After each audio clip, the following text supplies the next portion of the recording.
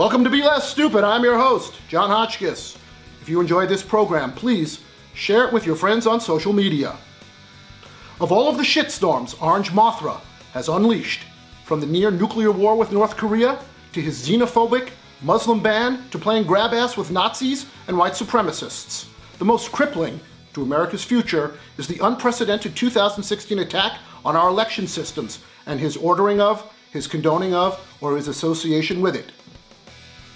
U.S. officials say that they have no reason to believe the Russian cyber attacks will stop.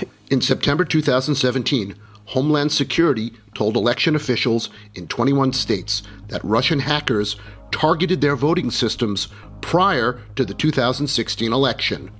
It was a massive Russian intelligence operation so secretive, Jared Kushner only had 3 emails and 4 meetings about it. Only here's the thing. The fundamental integrity of America's voting systems were threatened by rogue nations, who have now demonstrated a goal of penetrating the back end of our election systems, be that manipulating and controlling voter data or altering the outcome of the election itself. Plain and simple, our votes and our identities are under attack by bad actors. And I don't mean Tom Arnold and Steven Seagal, although they do in fact remain not just bad actors, but horrible ones at that. The thing that distinguishes this great nation from all the other experiments in representative democracy is that thanks to the internet, there is now near universal access to specialized and unique shirts that can be comfortably worn untucked. Or, as these unicorns of men's fashion are also known, medium-sized shirts. Our nation's other hallmark is that each registered voter can only vote once, and that for nearly 250 years, there has never been a significant incidence of fraudulent voting, either through ballot stuffing by non-existent voters or compromised election officials, or multiple votes by single or multiple people. That is, unless you count the massive voting fraud that resulted in Russian puppet Ruben Studdard stealing the title of American Idol from Clay Aiken. Claymates now, Claymates forever. Much has been written about the vulnerabilities of the modern electronic voting systems, including a bunch about a recent Las Vegas hacker event called DEF CON, in which hackers were invited to infiltrate every known electronic voting system currently in use in the United States. Hackers breached every system, some in less than 10 minutes. The back end of one voting system, now no longer in use, had admin as its system login and ABCDE as its password. The founder of DEF CON said this after the hacking session: participants with little prior knowledge and only limited tools and resources were quite capable of undermining the confidentiality, integrity, and availability of these systems. Back in September, the government began to take the voting and election problem more seriously as voting systems were added to the federal list of critical infrastructure like dams and power plants. Plus, thanks to Harvey Weinstein, it is no longer permissible to vote while wearing your bathrobe. I wanted to know more, so I conducted my own investigation of voting procedures and election integrity on Election Day 2017 in Los Angeles County. I visited 5 polling places, spoke to more than 20 poll workers, and was invited to the office of the registrar to watch the actual process of ballot counting. So, let's tackle the issues one at a time. First, can you be registered to vote in multiple places and presumably vote twice? This one took me literally 5 seconds to investigate.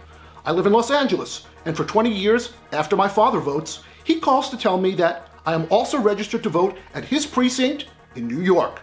I have never lived in the home where my father currently resides, and I moved from New York 20 years ago. For 20 years, my father has told his election officials that I live in California, even called New York Secretary of State. Every time he tells someone, they tell him that they'll take care of it. Only they don't. Oh, and one more thing. For the last 20 years, my father also reports to me that my mother is listed as an active and eligible voter. This despite having never lived in the town where my father now resides. Also, my mother died in 1998. So, how is it possible that I'm registered to vote in two places, like the nearly 3 million other Americans also registered in two places? According to this poll worker, whose voice I've had to alter because she was not authorized to speak on behalf of California's Election Commission. You're saying that the state of California doesn't check to see if I'm registered in Arizona. Right. Arizona doesn't check to see if I'm That's right. registered in Oklahoma. Right. There's no way to do it. There isn't a system in place to make that happen. Right, there's nothing. That's right. There is no system set up between the states to determine if people are registered to vote in two different states. And look, maybe I get that. Maybe it costs too much, or it's too much work. But surely individual states have a way to determine if you're registered to vote, say, in two different counties. But then what prevents me then from voting in Sherman Oaks and voting in Ventura County? I don't think there is that. You are swearing. You're swearing. No. But so there isn't a checks between, say, Los Angeles County and Ventura County. No. So they're relying on me to be honest. Yeah. Okay. Yep, there's little checking between states to see if you're registered twice, and it turns out there isn't much checking between counties in the same state either. And yes, it is illegal to vote twice, and if you get caught, it's a felony. However, the chance you'll get caught is virtually zero. During the 2016 election, there were just 4 documented cases of individuals voting twice in the U.S. Does that mean there were only 4 instances? Not likely. As for my mother, it turns out most states do not regularly or effectively cross-check their election roll database with their state's Social Security Death Index. If they did, election officials would know who should be purged from the voter roll because they had passed away.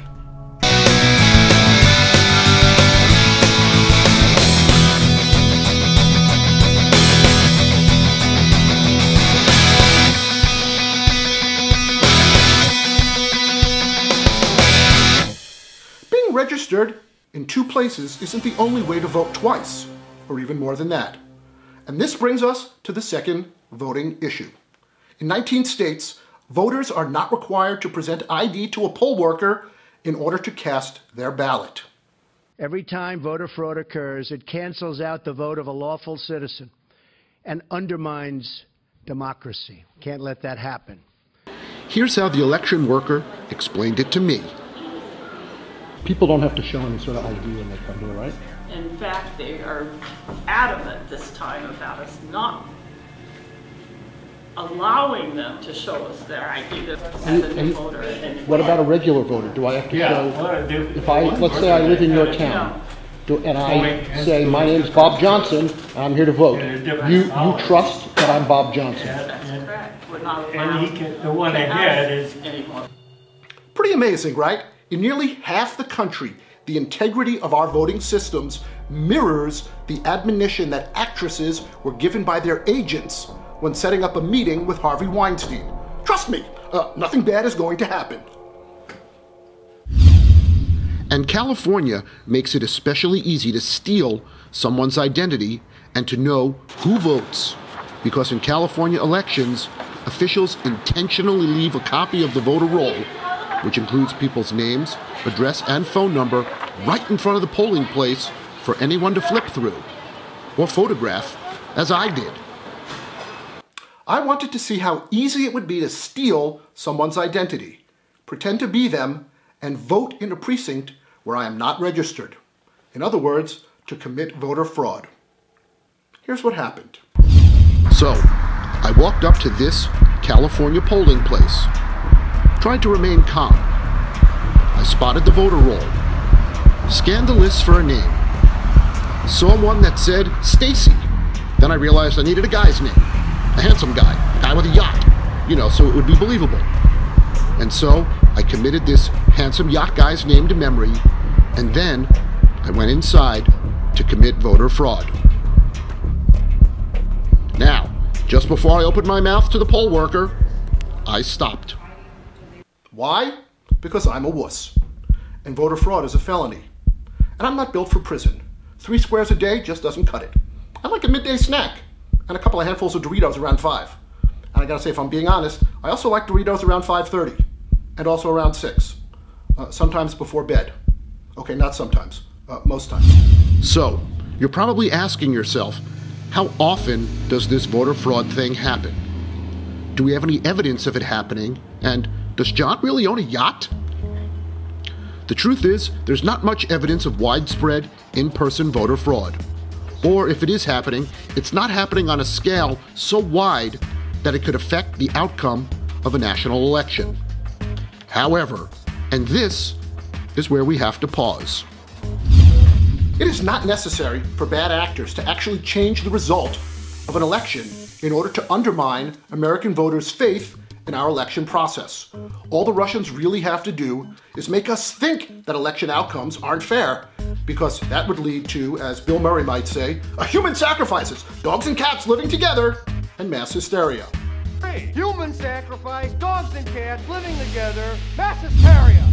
The third voting issue I want to discuss has to do with the vulnerability of our personal information and how it's being weaponized against us. Они проснулись сегодня, прочитали, что там что-то происходит в межгосударственных отношениях. Если они настроены патриотически, они начинают вносить свою лепту, как они считают правильную, в борьбу с теми, кто как бы плохо отзывается о России. Ну и возможно, это теоретически возможно. The Department of Homeland Security has already warned of multiple attacks on voter registries across the country. The detail no one seems focused on now is how these data breaches of people's names and address intersect with the Russian campaign to influence voters on social media. You see, voter rolls also reveal the party that you're registered with in order to vote in the primaries. So, if the Russians know that you're a Clinton supporter, by knowing your name and address, they can specifically target you with ads on social media designed to undermine your confidence in one candidate compared to the other. And these data breaches and voter targeting are one of the precise things that Mueller and the FBI are investigating. And some states are making it way too easy for hackers. Where I live in California, the state has mandated that the voter roll be easily available to the public. In fact, they place a copy of it right in front of each polling place. According to Kim Alexander, the president of the nonpartisan California Voter Foundation, who answered a few of my election questions, this is a long-standing state law designed to give campaigns the ability to determine who has already voted and who hasn't. The campaigns use this information in their Get Out the Vote efforts to contact voters who have not yet voted and try to get them to the polls. And now, thanks to my camera, it's also a huge fucking data breach. Surely, California and the other states that do this can find a way to make elections transparent without also making elections easier to fucking steal than a pack of gum at 7-Eleven. A fourth issue that we need to contend with is to determine whether or not illegal immigrants are voting in U.S. elections. I know of at least 2 people who were recently indicted for voter fraud in Sacramento. Here in California, the Secretary of State refuses to let anyone see the data, and that's after California legislatures made it easier for illegals to vote. In 2015, a new law went into effect where illegal immigrants were offered state driver's licenses if they could demonstrate that they had insurance and a permanent residence. The number of people applying for a California driver's license is surging since AB 60 took effect on New Year's Day. At nearly the same moment in time, another law went into effect that required the Department of Motor Vehicle to offer new driver's license holders the opportunity to register to vote, right at the DMV. I wanted to know more, so I went to my local DMV in Van Nuys, California, and found out that yes, they actually do offer voter registration forms. I picked one up, And the first thing that you have to do is attest to the fact that you are a U.S. citizen and a California resident. If you're not, the form admonishes you, do not complete. Only here's the thing. We already know that the state does not check to see if you're registered to vote in a second county. We know that they don't check to see if you're registered in a different state either. We know that the state does not properly cross-check the database of voters who have recently died. We know that the Secretary of State refuses to release the data on who is voting. So it's not a huge leap to suggest that they're not checking voter registration forms to see who's a citizen either. In fact, just recently, the spokesman for Florida's Division of Elections was asked if the state does anything to verify voters' citizenship when they newly register. The answer is no, he said. The law doesn't require someone to provide proof of citizenship when they register. If they swear, attest, and sign under oath that their information is accurate and that they're a citizen, we will accept their voter registration. I reached out to California's Secretary of State, Alex Padilla, to ask him a similar question. Can you describe the system that verifies if newly registered voters are in fact legal residents of the U.S.? He responded with, it's simple. Discriminatory voter suppression violates our civil rights. We all must fight back against attacks on our voting rights whenever and wherever we see them. I did not ask the Secretary of State about discriminatory voter suppression, nor am I implying it. Rather, I'm asking if here in California, are there people who are not legal citizens of the United States and have they been given the ability to vote, despite laws designed specifically to prevent people here illegally from voting in our elections? Kim Alexander, the president of the nonpartisan California Voter Foundation, added, there are certainly cases where people who shouldn't be registered get registered, whether accidentally or intentionally. But it doesn't make sense to think that the people who are literally hiding from the government, such as undocumented residents, would provide their name, address, and birth date and place of birth on a voter registration application that is provided by the government. The media representatives from California's Department of Elections also responded to my questions. They said, the security of our voting system and the integrity of our voting process are of the utmost importance to this department, and there are numerous safeguards in place to ensure both. Let me wrap this up with this. I'm a liberal, and liberals tend to argue that voter IDs disenfranchise the elderly, the poor, and the physically disabled. The argument goes that they don't have the time, they don't have the means or the capability to get someplace, say the DMV, in order to obtain a picture ID because it would cost too much, it would take too long, or it would be physically impossible to do. Yes, I am sympathetic to all of that, but being a liberal doesn't also mean that I'll be a sheep. I try to investigate the situation, get some facts, and then make up my own mind. And in this case, that's what I did. But even more so, the American people have been told by the intelligence community that our elections are under unprecedented attack and that the problems with data breaches and voter fraud are real. And just like a Charlie Sheen sexual misconduct statement, there is a problem that's getting worse, not better. I recognize people's desire to remain internally consistent in what they believe. However, we're making a critical mistake if we're reflexively clinging to our old beliefs while we ignore this new reality. Yes, there is a genuine tension between the need to lower the barrier to voting and our desire to prevent fraudulent voting. It's vital that we get this balance correct. The legitimacy of our democratic government is at stake. If the integrity of elections is compromised, then every law, every tax break, every social reform and expenditure is transformed from the will of the people into a malignant and arbitrary exercise of authoritarian government rule. Anyway, that's it for this episode of Be Less Stupid. I want to thank you very much for watching and remind you that if you enjoyed it, to please share it on social media. Also, if you have a question you would like to reach me, you can send it to info@belessstupid.com.